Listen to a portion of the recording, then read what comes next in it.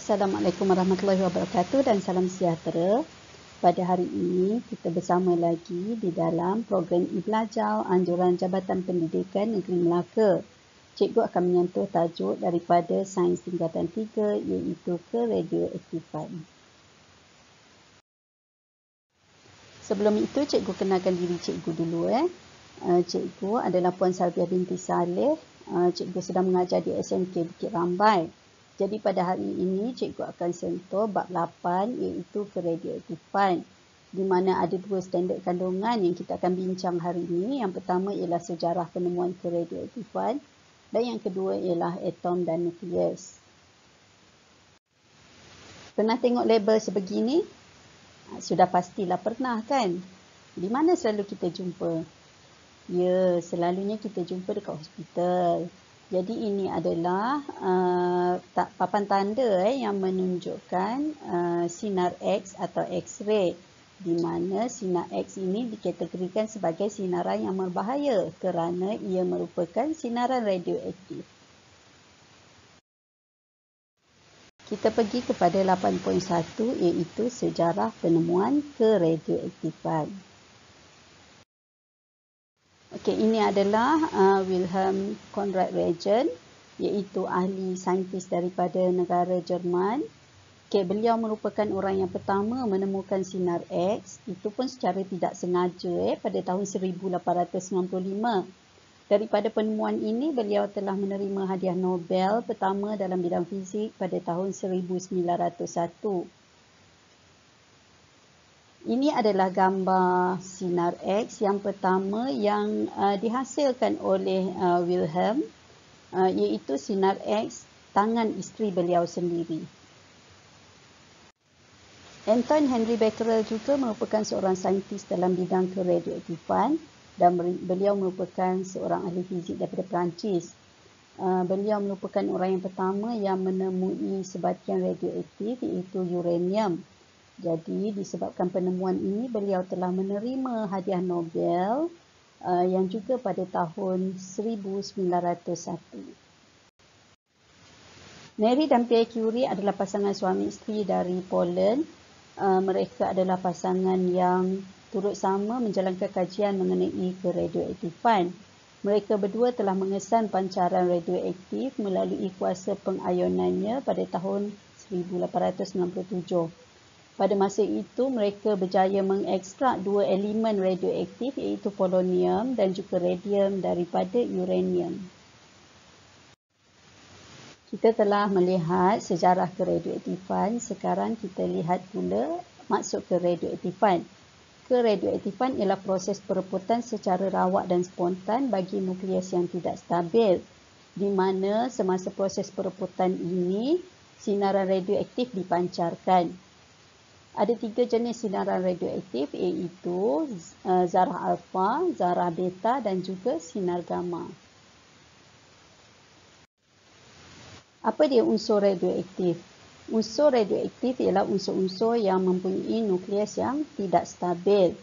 Contoh unsur radioaktif adalah karbon 14, radon 222, thorium 234 dan juga uranium 238.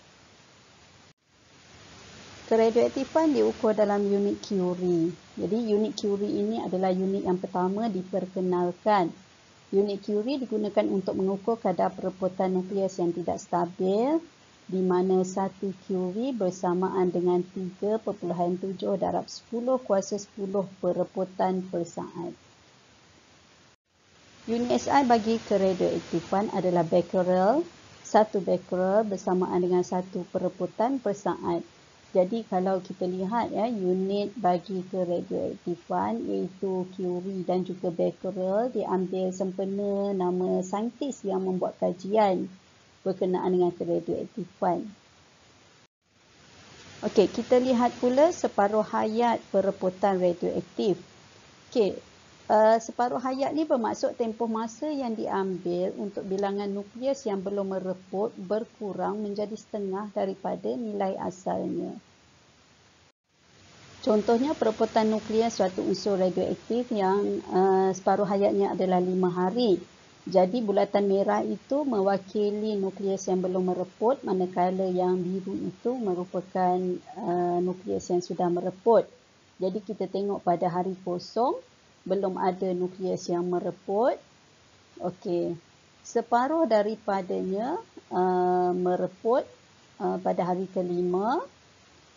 Kemudian pada hari seterusnya iaitu hari ke-10, separuh lagi yang belum mereput tadi mereput lagi.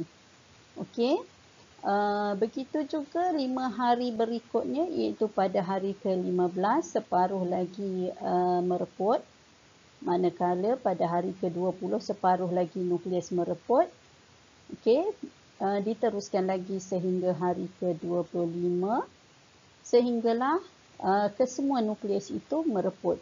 Jadi itulah yang kita panggil sebagai separuh hayat.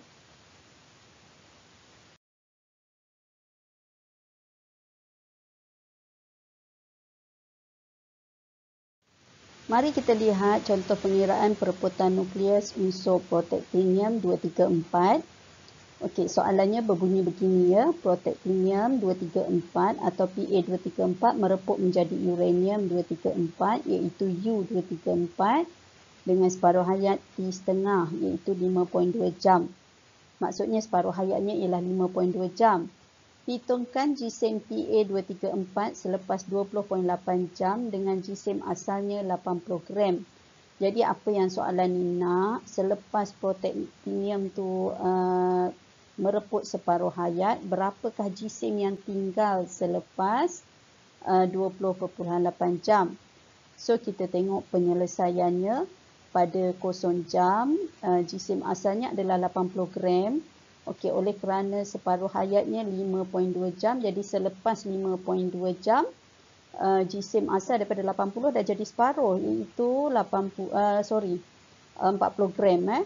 Kemudian selepas 5.2 jam lagi, iaitu selepas 10.4 jam, daripada 40 dah tinggal 20. Okey.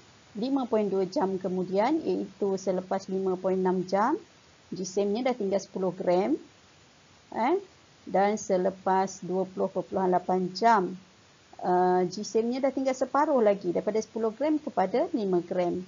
Oleh itu kita dapati jisim protektinium 234 ini yang tinggal selepas 20.8 jam adalah 5 gram. Kita lihat pula contoh pengiraan pereputan nukleus melalui graf. Okey, kita baca soalan sama-sama. Graf di bawah menunjukkan kereaktifan melawan masa bagi bahan radioaktif P. Berdasarkan graf, berapakah masa separuh hayat bagi P? Okey, kita tengok kereaktifan bahan P tadi iaitu 2000 becquerel.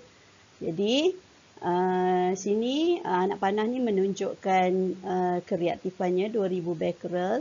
Jadi bila kita cerita separuh hayat, kita nak tentukan berapakah masa dekat sini untuk 2000 menjadi separuh iaitu kepada 1000. So apa yang perlu kita buat? Okey, kita kena tandakan pada graf. Okey, nilai 1000 bawa kepada sehingga dia menyentuh graf ni. Kemudian bawa lukis garisan tu ke bawah dan kita dapati nilainya adalah 8. Maksudnya separuh hayat bagi bahan P yang kereaktifannya 2000 adalah selama 8 hari. Okey, boleh ya? Kita teruskan lagi kepada standard kandungan 8.2 iaitu atom dan nukleus. Okey, apakah atom? Jadi atom ialah zarah yang paling kecil di dalam suatu jirim di mana zarah itu tidak lagi boleh dibahagi. Okey, kita tengok ini adalah struktur atom. Jadi atom terdiri daripada subatom yang dikenali sebagai proton yang bercas positif, neutron yang tidak bercas, dan juga elektron yang bercas negatif. Kedudukan proton dan neutron di dalam atom adalah di dalam nukleus. Semua atom bersifat neutral. Jadi neutral ni maksudnya bilangan proton adalah sama dengan bilangan elektron. Jadi kalau kita tengok dekat sini, bilangan protonnya 3, bilangan elektronnya 3. Jadi ini adalah atom lah yang bersifat neutral. Suatu atom boleh bertukar kepada sifat ion, sama ada ia membentuk ion positif atau ion negatif. Misalnya, jika atom itu terdedah kepada sinaran mengayon, maka atom tadi mungkin akan kehilangan elektron ataupun menerima elektron daripada atom yang lain. Jadi bilangan charge positif dengan negatif tadi, atau kita kata bilangan proton dengan elektron tadi sudah tidak sama. Jadi bila bilangannya tidak sama, kita katakan ia adalah bahan ion. Kita tengok contoh di sini. Okey, gambar yang di sebelah kiri ini ada 3 proton dan 3 elektron. So selepas suatu proses tadi, jadi atom tadi telah kehilangan elektron. Jadi sekarang bilangan protonnya 3, manakala bilangan elektronnya 2. Okey, kerana atom tadi telah kehilangan elektron. Jadi sekarang bilangan proton lebih banyak daripada elektron. Maka ion ini ialah ion positif. Kerana dia telah mendermakan elektronnya. Okay, ion positif juga dikenali sebagai kation. Kita tengok pula pembentukan ion negatif. Okay, saya bagi contoh atom yang sama tadi dengan 3 proton dan 3 elektron. Okay, setelah melalui suatu proses, atom ini telah menerima elektron. Okay, jadi sekarang bilangan protonnya 3, bilangan elektronnya 4. Jadi sekarang atom tadi sudah mempunyai lebih banyak elektron berbanding proton. Jadi sekarang ia telah membentuk ion negatif. Ion negatif dikenali sebagai anion. Okey, tadi kita telah selesai membincangkan standard kandungan 8.1 dan 8.2. Jadi seharusnya kita telah menguasai standard kandungan tersebut. 8.1 sejarah penemuan radioaktif yang mengandungi isi pelajaran mencirikan sejarah penemuan radioaktif. Okey, kemudiannya anda sepatutnya berupaya menerangkan dengan contoh maksud bahan radioaktif. Okey, keradioaktifan dan konsep separuh hayat perebutan radioaktif. Okey, dan seterusnya standard kandungan 8.2 iaitu atom dan nukleus. Okey, di mana anda sepatutnya sudah boleh melakar struktur atom yang menunjukkan keadaan yang stabil. Okey, jadi yang stabil tadi maksudnya bilangan proton yang sama dengan bilangan elektron. Okey, dan anda juga seharusnya boleh menerangkan pembentukan ion positif dan ion negatif. Jadi itu sahaja untuk keradioaktifan. Saya harap kita boleh berjumpa lagi untuk tajuk-tajuk yang lain. Jadi selamat belajar ya. Assalamualaikum.